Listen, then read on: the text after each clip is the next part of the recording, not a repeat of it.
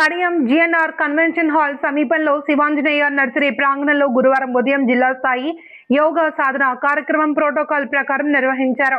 జిల్లా పర్యాటక శాఖ, ఆయుష్, ఏపీ, ఎంఐపీ, హార్టికల్చర్ శాఖల ఆధ్వర్యంలో ప్రతిష్టాత్మకంగా నిర్వహించిన యోగాంధ్ర కార్యక్రమంలో పర్యాటక, సాంస్కృతిక, సినిమాటోగ్రఫీ మంత్రి కందుల దుర్గేష్ పాల్గొన్నారు. ఈ సందర్భంగా మంత్రి కందుల దుర్గేష్ మాట్లాడుతూ, యోగా అనేది కేవలం భారతదేశానికే పరిమితం కాకుండా ప్రపంచ మానవాళి శాంతియుతంగా, ఆరోగ్యంగా జీవించేందుకు భారత్ అందించిన గొప్ప వరమన్నారు. ప్రతి ఒక్కరూ యోగాను తమ దినచర్యలో భాగంగా చేసుకోవాలి అని, క్రమం తప్పకుండా సాధన చేస్తే అది ఓ ఇష్టమైన అలవాటుగా మారుతుంది అని పేర్కొన్నారు. కడియం నర్సరీలోని పచ్చని ప్రకృతి అందాల మధ్య యోగాసనాలు వేయడం మరువలేని అనుభూతిని కలిగించింది అని మంత్రి కందుల దుర్గేష్ తెలిపారు. ప్రాచీన భారతదేశం అందించిన యోగా, ఆయుర్వేదాలను ప్రజలు నిత్య జీవితంలో భాగం చేయాలి అనే సంకల్పంతో ప్రధానమంత్రి నరేంద్ర మోడీ, ముఖ్యమంత్రి నారా చంద్రబాబు నాయుడు, ఉప ముఖ్యమంత్రి పవన్ కళ్యాణ్ కృషి చేస్తున్నారని అన్నారు.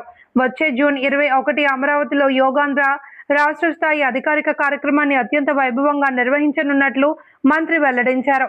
అంతర్జాతీయ యోగా దినోత్సవానికి ముందు రాష్ట్ర వ్యాప్తంగా యోగాంధ్ర కార్యక్రమాలను విస్తృతంగా నిర్వహించడం ద్వారా యోగా పట్ల ప్రజల్లో మరింత అవగాహన కల్పిస్తున్నాము అని తెలిపారు.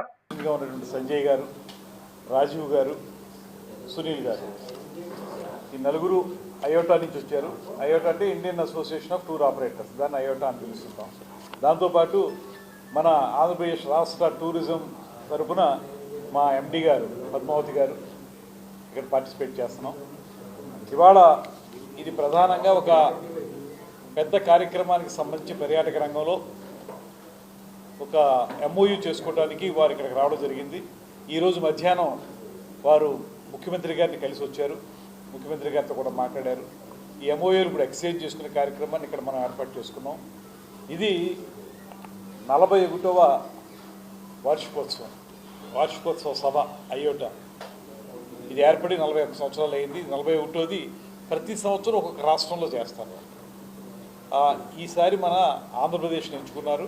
అందులో విశాఖపట్నంలో రేపు సెప్టెంబర్ 10, 11 తారీఖుల్లో ఈ కార్యక్రమాన్ని 2 రోజుల పాటు నిర్వహించడానికి ఒక నిర్ణయం తీసుకోవడం జరిగింది. దానికి సంబంధించి వారు మనం కలిసి ఒక అంగీకార పత్రాన్ని రెడీ చేసుకున్నాం. దీంతో ఆ 2 రోజులు విశాఖపట్నంలో పర్యాటక రంగానికి సంబంధించినటువంటి పెద్ద ఎత్తు సదస్సు జరుగుతుంది. ఒక పక్కన ఏ రకంగా మన ఆంధ్రప్రదేశ్లో పర్యాటక రంగం ఉందనేటువంటి తెలియజేయడంతో పాటు మరో పక్కన ప్రపంచవ్యాప్తంగా 1000 మంది పార్టిసిపేట్ చేస్తారు ఇందులో అనేటువంటిది.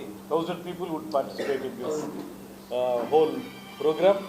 1000 మంది ప్రపంచంలో ఉన్నటువంటి టూర్ ఆపరేటర్స్, పర్యాటక రంగానికి ప్రథమ టూర్ ఆపరేటర్స్, ఆ టూర్ ఆపరేటర్స్ ఒక 1000 మంది ఇందులో పార్టిసిపేట్ చేసే అవకాశం ఉంది.